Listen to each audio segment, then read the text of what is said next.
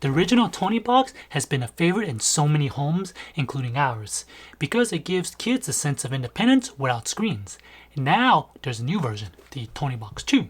The big question is this really the screen-free upgrade parents asked for, or just a small refresh with a higher price tag? In this video, I'll go over everything that's new, what's actually improved, and whether you should upgrade, or just grab the original Toniebox on sale instead. When I saw that Toniebox was getting an upgrade, I knew I had to purchase it and see if it's a great successor to the original Toniebox. I bought the bundle version from Target that included the Elsa Tonie, the Disney Quiz, and the Tonie play button. Let's start with what's new. Right away, you'll notice it looks pretty similar to the original. Its soft, cube-shaped design is still here, but a few changes make it easier for little hands. The corners are now rounded.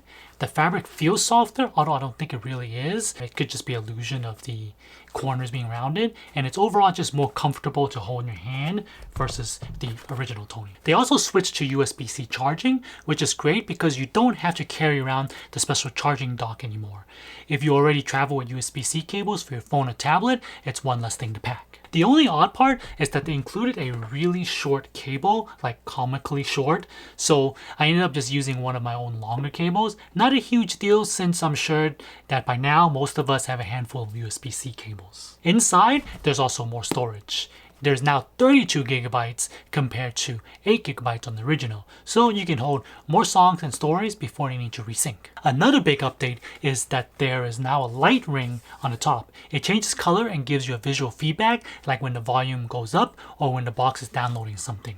It's surprisingly helpful, especially for kids who can't read yet. And probably the biggest new feature is something called Tonie Play. It's a new way to interact with the Toniebox using game pieces. Instead of just listening to stories or songs, kids can now play little quiz games like the Disney Trivia one here, or the Paw Patrol Adventure, which is more like a little board game. It's still screen-free, but adds a little bit more interaction for slightly older kids. The Tonie play button over here costs about $15, and these theme games that Tonie offers are anywhere from $20 to $25 range, which feels pretty reasonable given the content on them. I do want to note that downloading these games can take a while.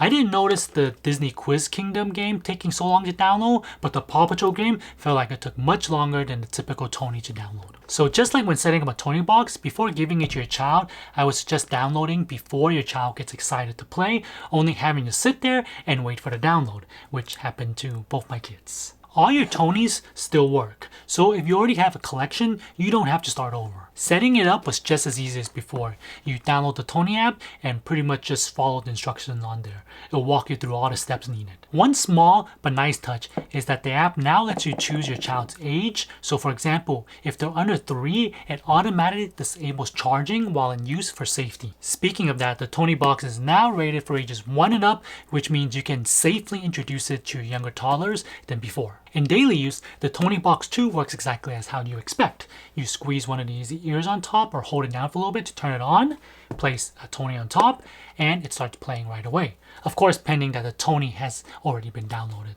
If not, it'll let you know. The sound quality still feels warm and pleasant, not overly loud even at max volume. For storytelling and songs, both boxes do a good job. Voices are clear and there's no harshness or distortion. I didn't notice any major upgrade in depth or bass, but for its purpose, which is listening to stories and music for kids, it delivers exactly what it should. But then again, I'm not a sound guy, nor am I very picky. Actually, let's do a side-by-side comparison between the original and the Toniebox 2 so you can hear the difference between the two. I've tried my best to keep the volume the same by using the app. I've set them both about 50%. Alright, so now that I have the original Tonie, it is right underneath the mic, which I have right here. Let's play it. So let's double check.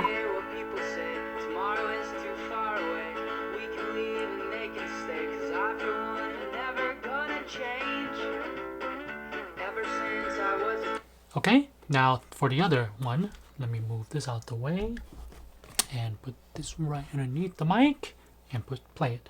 I don't care what people say, tomorrow is too far away. We can leave and they can stay, 'cause I for one am never gonna change. Ever since I was a kid, I've been easy not to live. I found it hard to listen when they told me to be quiet and to wait.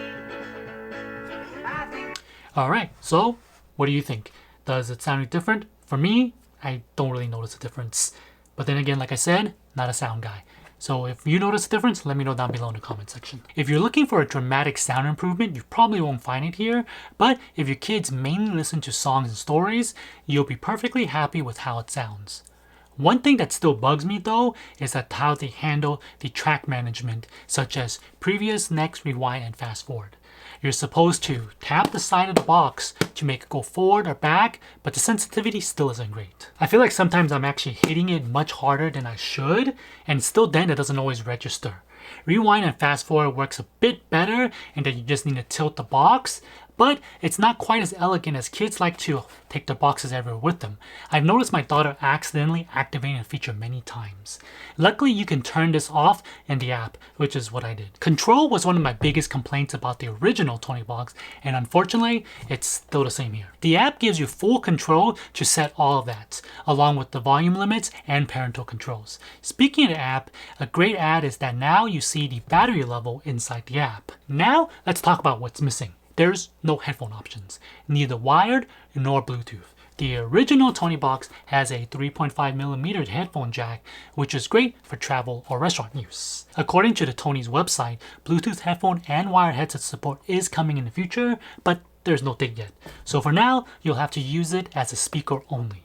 Besides for the price, this is probably the biggest disadvantage of the Toniebox versus Toniebox 2. Call me cynical if you want, but I've seen way too many companies promise future features that never get delivered. So I go by the rule that when you purchase something, purchase it for the features it currently has and not for the ones that it might or might not have in the future. And lastly, the price. At $120, it's about $20 more than the original Toniebox, which isn't too bad with all the new features. But as of filming this video, the original Toniebox is on sale for $60 at Target. So if the price was Toniebox at $100 and Toniebox 2 at $120, I'd say go for the Toniebox 2 100% of the time, as the extra $20 is worth knowing that your Toniebox is more versatile with the Tonie Play and the few added features. However, when it's a Toniebox at $60, that's half the price of the Toniebox 2.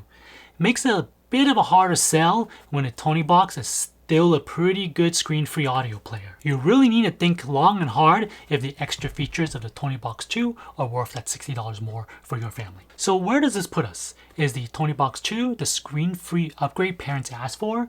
The Toniebox 2 feels like a thoughtful update rather than a full redesign.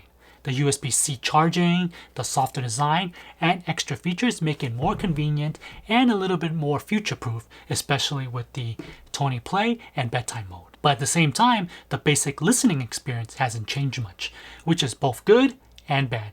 Good because it keeps all the charm of the original, but bad because some of the quirks like the finicky track controls are still there. If you already have the first Toniebox and it's working fine, you probably don't need to rush out and get an upgrade. I would probably wait for a sale or something like that. But if you're buying one for the first time or for a younger sibling, the Toniebox 2 is the version I'd recommend when neither of them are on sale, of course. Let me know down below in the comment section if you're thinking about getting a Toniebox 2 or if you're just going to stick with the original. If you want to learn more about how to put your own music on one of these Creative Tonie, check out my video over here. Plus, I even go over how to claim free music and audio stories from Tonie's himself. Thanks for watching. I'll see you in the next one.